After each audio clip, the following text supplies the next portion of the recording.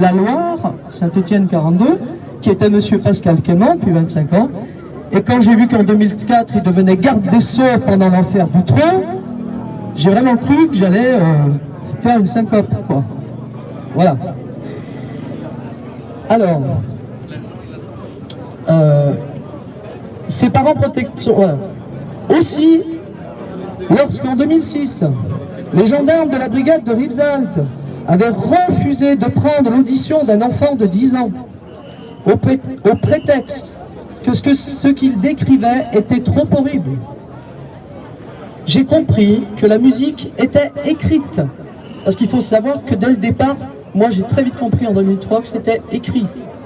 Le protocole se met en route et vous êtes foutus, mais vous voulez quand même vous battre. Donc vous prenez 4 avocats, vous vous ruinez jusqu'à 2010. Voilà. Et tout le monde fait ça parce que c'est nos gosses, quoi.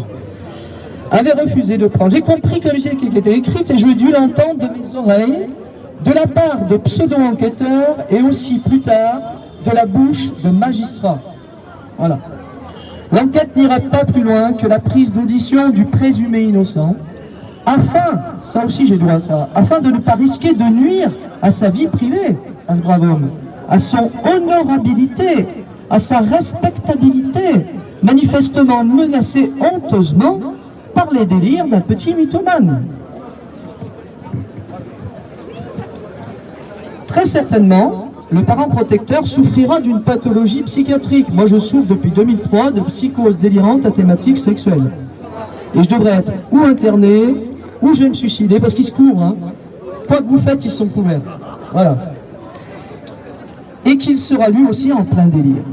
Car si l'affaire éclate dans un couple, il sera dit qu'il s'agit d'un conflit de couple.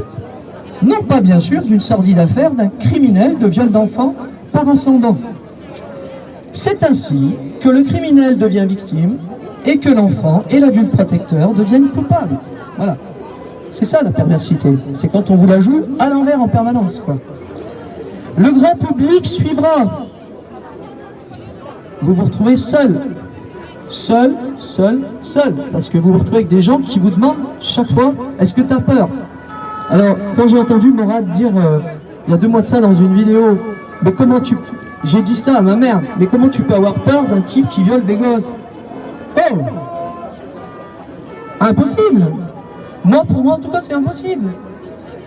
Où est leur force, quoi? C'est pas possible. C'est leur faiblesse. Enfin, à mon avis, hein. Comme toujours, puisqu'étant bien trop lâches et sous perfusion permanente des manipulations mentales collectives organisées, confère l'affaire d'Outreau, on va pas y revenir dessus. Moi, j'ai rencontré les enfants d'Outreau qui ont été mis à la rue à 18 ans, le jour de leur anniversaire, alors que leur maman, on s'occupe très très bien de leur maman par contre, hein. Il n'y a pas de souci, elle est reconvertie, elle s'est fait re-hooker, voilà. Les enfants par contre, ils étaient dehors. Pour parfaire sa condition des bétails soumis et coopératifs, il n'y va pas avec le dos de la cuillère, avec ceux qui suivent un peu les médias ordinaires, on va dire. Le système est donc totalement verrouillé, avec des acteurs clés voués à la cause du réseau criminel, placés dans tous les domaines en France. Que dire de la loi Schiappa? Sinon que pour les IRN, les ignobles en robe noire, ils utilisent leur questionnaire des capacités sexuelles acquises de l'enfant victime de viol, qui tend à faire ressortir toutes les vulgarités et obscénités à travers le vocabulaire qui lui a été inculqué par l'école. J'ai beau être enseignante, il faut avouer que notre éducation nationale, il y a beaucoup à redire. Il sera établi que l'enfant ayant suffisamment d'acquis en la matière pouvait manifester son refus d'être violé. Mais il n'a rien dit.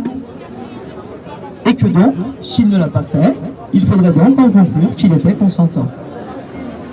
Voilà. Ça, c'est le summum du summum. Et si il n'a rien dit, c'est vous les parents qui ne l'avez pas assez éduqué à la sexualité. C'est de votre faute en fait. Alors je vous conseille de suivre Muriel Salmona, qui est active sur radio, qui est une psychiatre qui explique très bien ce que c'est que l'état de sidération. L'état de sidération qui fait que ni vous parlez, votre cerveau déconnecte, parce que ce que vous vivez c'est tellement horrible. Voilà, ça s'explique très très bien en psychiatrie. L'heure est grave, je fais donc cet appel considérant humblement que mes